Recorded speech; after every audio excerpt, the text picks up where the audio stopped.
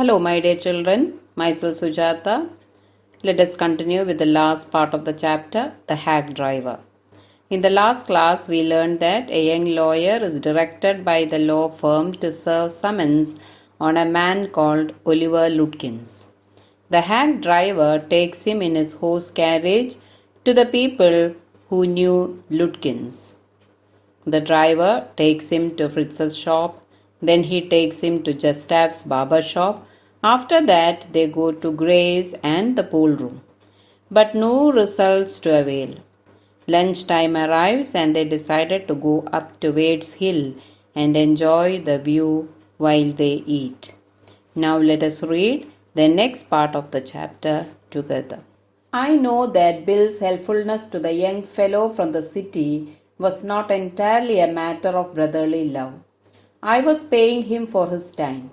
In the end, I paid him for 6 hours at what was then a very high price. But he was no more dishonest than I. I charged the whole thing to the firm. But it would have been worth paying him myself to have his presence. His cheerful country wisdom was very refreshing to a country boy like myself who was sick of the city. As we sat on the hilltop looking over the pastures and creek. Pastures means land covered with grass.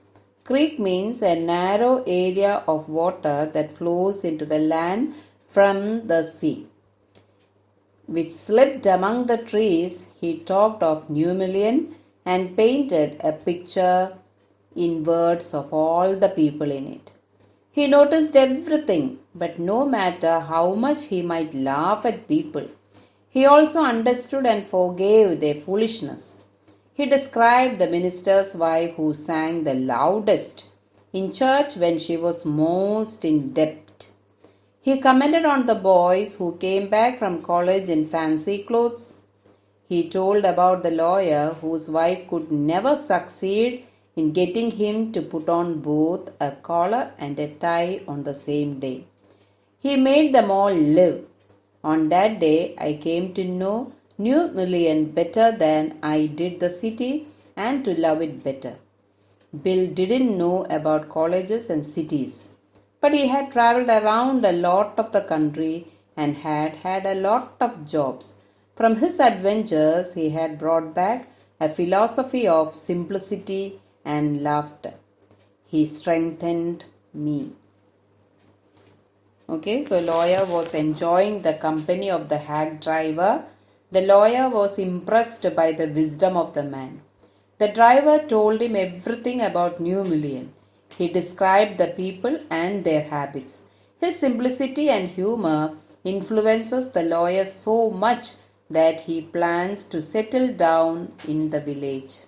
Okay, let us continue reading. We left that peaceful scene of meadows and woods and resumed our search of Oliver Lutkins.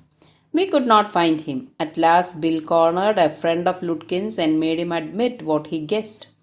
Oliver has gone out to his mother's farm 3 miles north. We drove out there laying plans. I know Oliver's mother. She's a terror, Bill sighed. I took a trunk out there for her once, and she almost took my skin off because I didn't treat it like a box of eggs. She's about 9 feet tall and 4 feet thick and quick as a cat, and she sure can talk. I will bet Oliver heard that somebody is chasing him and he has gone on there to hide behind his mother's skirts. Well, we'll try her. But you would better let me do it, boy.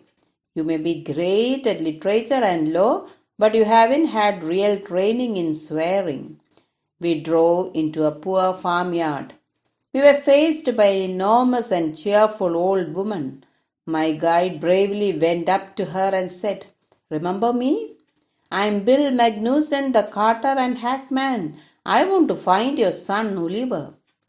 "I don't know anything about Oliver and I don't want to," she shouted. "Now look here, we have had just about enough nonsense. This young man represents the court in the city and we have a legal right to search all properties for this Oliver Lutkins. Bill made me sound very important, and the woman was impressed. She retired into the kitchen and we followed. She seized an iron from the old fashioned stove and marched on us shouting, "You search all you want to. If you don't mind getting burned first," she shouted and laughed at our frightened retreat. "Let us get out of here. She will murder us," Bill whispered. Outside, he said, "Did you see her smile? She was laughing at us." Okay, so search for Oliver Lutkins resumed. The hack driver suggested that they should look for Oliver at his mother's farm, which was 3 miles north. She was described as a terrifying woman.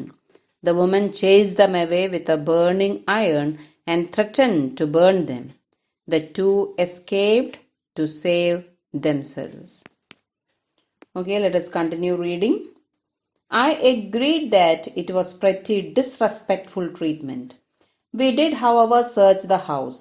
Since it was only 1 story high, Bill went round it, peering in at all the windows. We examined the barn and stable. We were reasonably certain that Lutkins was not there. It was nearly time for me to catch the afternoon train, and Bill drove me to the station. On the way to the city, I worried very little over my failure to find Lutkins. I was too busy thinking about Bill Magnuson.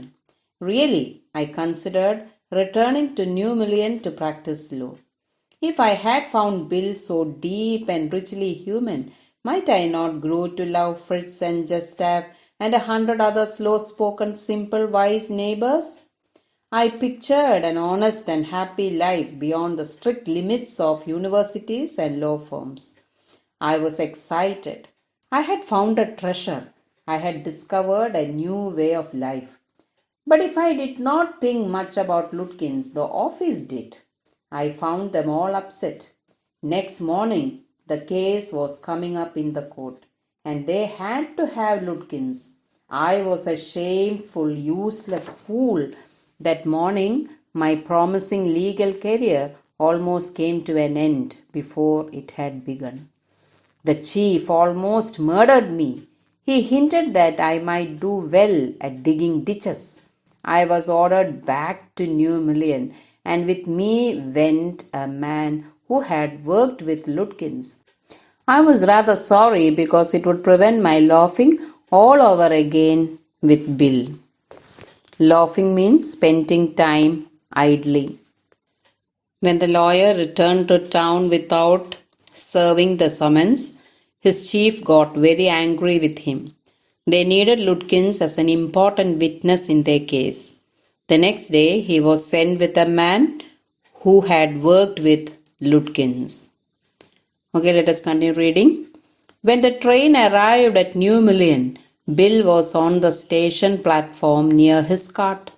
Strangely enough, that old tigress, Lutkins' mother, was there talking and laughing with Bill, not quarreling at all. From the train steps, I pointed Bill out to my companion and said, "There is a fine fellow, a real man. I spent the day with him." "He helped you hunt for Oliver Lutkins?" "Yes, he helped me a lot." "He must have. He is Lutkins himself." What really hurt me was that when I served the summons, Lutkins and his mother laughed at me as though I were a bright boy of 7. With loving kindness, they begged me to go with them to a neighbor's house for a cup of coffee. "I told them about you, and they are anxious to look at you," said Lutkins joyfully. "They are about the only folks in the town that missed seeing you yesterday." Okay, when the train reached there, the writers saw the same hack driver at the station laughing and joking with Lutkins' mother. He pointed out the driver to his companion and explained how the driver helped him in trying to find Lutkins. Surprisingly, his companion told the lawyer that the driver was Lutkins himself. Lutkins and his mother laughed at him as though he was a bright boy of 7. Okay, hope you enjoyed the story. Now try to answer the textual exercises. Meet you in the next session. Thank you.